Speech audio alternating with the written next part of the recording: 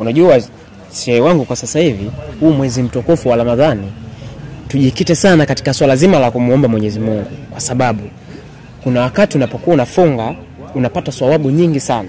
Funga, ukinuia funga unapata thawabu nyingi sana, tofauti na kukaa tu. Unajua vijana wengi tulivyo sasa hivi tunapuuzia katika swala zima la kufunga, lakini lina faida kubwa na lina manufaa mengi sana.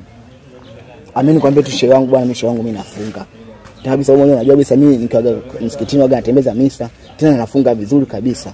Hani mimi toka chungu cha kwanza hadi sasa hivi kichungu cha 8 baba nimefunga ni kama vile nimefunga pingu.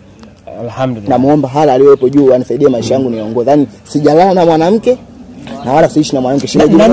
Na ni dhambi kubwa sana, dhambi kubwa. Haiwezekani mwezi mtukufu wa Ramadhani unaenda kufanya zina.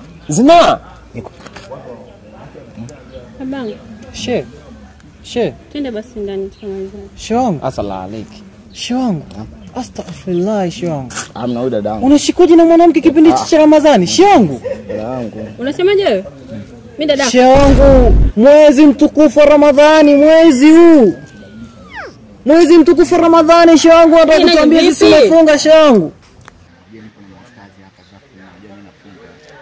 Kama ustazi mimi ananihusu nini?